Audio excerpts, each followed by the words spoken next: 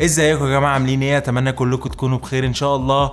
وده النوت 9 الجديد. مبدئيا كده النوت 9 الجديد انا كان ليا الشرف ان انا اجربه تقريبا لمده ساعتين او 3 ساعات قبل اي حد في العالم تقريبا. فدي تجربتي للجهاز لمده الاربع ساعات، ودي امكانيات الجهاز الكامله. مبدئيا كده النوت 9 بيجي بالديزاين شبه بالظبط النوت 8، ولكن هنلاحظ شويه حاجات كده. ان النوت 9 هنا جاي بشاشه بحجم 6.4 بوصه، طبعا بتيجي كالعاده بدقه كواد اتش دي زي ما شفنا في موبايلات سامسونج قبل كده. ولكن الغريب هنا مع انها 6.4 بوصه بدل 6.3 اللي شفناها في النوت 8، ولكن حجم الموبايل بالظبط زي النوت 8، ولكن الموبايل بيجي اتخن من النوت 8 بحاجات بسيطه جدا. وده لان الموبايل زاد فيه بطاريه 4000 ملي امبير. فدلوقتي عندنا حاجه كانت مفتقداها موبايلات سامسونج او الفلاج شيب بتاعت سامسونج جدا جدا، وهي البطاريه. فدلوقتي عندنا الاس 9 او الاس 9 بلس كانت بطاريتهم ما بتبقاش قوي، وحتى النوت 8 بالبطاريه اللي هي 3300 ملي امبير ما كانش قوي، كان بيقعد تقريبا 4 ساعات ونص سكرين اون تايم. ولكن سامسونج لاول مره في فلاج شيب تكبر جدا البطاريه فتخليها هنا 4000 ملي امبير، واللي بتشحن برضو شحن سريع من خلال المدخل اليو اس بي تايب سي، وكمان الوايرلس شارجنج كمان اللي احنا متعودين عليه من سامسونج. كمان الديزاين هنا زي ما قلت ان هو جاي شبه النوت 8 بالظبط. فعندنا ازاز ورا وقدام من جوريلا جلاس 5، وعندنا هنا ورا الكاميرتين واللي جم بالعرض زي النوت 8 بالظبط، ولكن مكان البصمه هنا اتعدل بحيث ان هو جاي تحت الكاميرتين مش جنب الكاميرتين زي ما شفنا في النوت 8.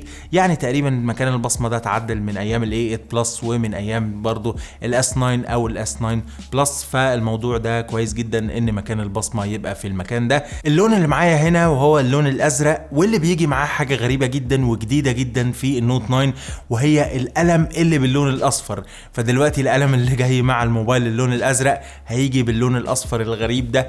وللحقيقه القلم اتطور بشكل كبير جدا، او سامسونج طورته بشكل كبير جدا، بحيث ان حساسيه القلم نفسها زادت جدا. وكمان القلم بقى فيه بلوتوث او بيلت ان فيه بلوتوث، عشان القلم اللي في النوت 9 دلوقتي تقدر تتحكم بيه. لو انت عايز تصور صوره بالبلوتوث ممكن تصورها من بعد جدا، او ان انت مثلا تقلب صور في الجاليري، او ان انت تقلب مزيكا مثلا لو كنت بتسمع مزيكا، وكل ده من خلال القلم عن بعد جدا. فزي ما قلنا القلم جاي فيه بلوتوث، ودي حاجه جديده جدا في سلسله النوت من سامسونج. الكاميرات في النوت 9 ما اتغيرتش كتير قوي عن الاس 9 بلس، بحيث ان عندنا كاميرتين خلفيتين الاثنين بيجوا بدقه 12 ميجا بكسل، وكمان جايين بالميكانيكال ابرتشر او الابرتشر او فتحه العدسه الميكانيكيه اللي شفناها في الاس 9 بالظبط. فدلوقتي ممكن تحول من اف 1.5 ل اف 2.4 ميكانيكال بدون اي تدخل من السوفت وير.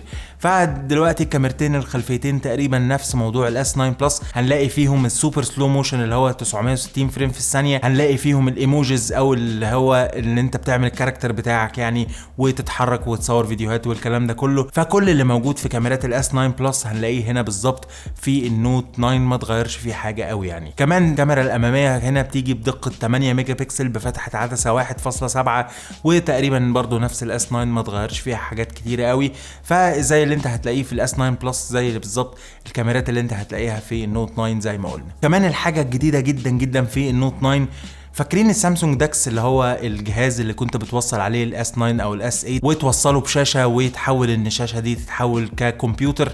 دلوقتي في النوت 9 تقدر تستخدم سامسونج داكس ده بدون اي اجهزه. يعني جهاز السامسونج داكس ده ما بقاش ليه اي لازمه، فبمجرد بس ان انت هتجيب كونفرتر من اتش دي ام اي ليو اس بي تايب سي، بمجرد ان انت لو وصلت الموبايل بالشاشه من خلال الكابل ده هيفتح على طول سامسونج داكس قدامك. فانت دلوقتي مش محتاج للجهاز السامسونج داكس ده، انت بمجرد بس ان انت هتوصل الموبايل بالكمبيوتر او بالشاشه هيوصل على طول او هيشتغل على طول السامسونج داكس. النوت 9 برضو كعاده سامسونج بيجي بمضاد للماء والغبار بشهاده اي بي 68 طبعا، وده المعتاد من سامسونج في اجهزه الفلاج شيبس. وكمان سايبين الهيدفون جاك، ودي بقت ميزه الحقيقه ان احنا نلاقي الهيدفون جاك الحمد لله موجود، وكمان الموبايل مضاد للميه والغبار. النوت 9 برضو جايب نفس معالج الاس 9 والاس 9 بلس، اللي هو في مصر هينزل بالاكزينوس 9810 نفس اللي نازل في الاس 9 زي ما قلنا، وبره هيجي بنسخه ثانيه اللي هي السناب دراجون 845 وبرضو اللي شفناها في الاس 9 او الاس 9 بلس. فمفيش فرق اصلا ما بينه وما بين الاس 9 او الاس 9 بلس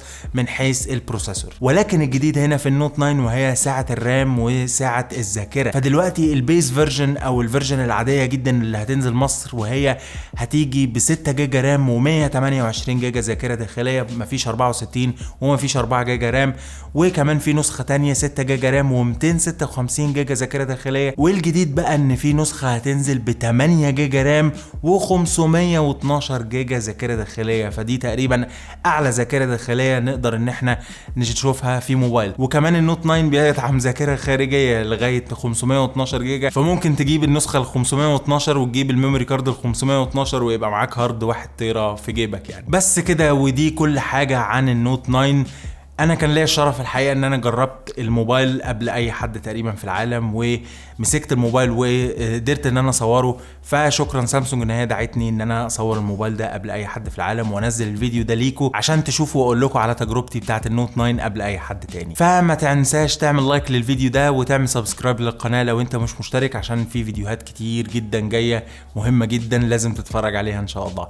كان معكم محمد سامي، اشوفكم في فيديو جديد ان شاء الله. السلام عليكم.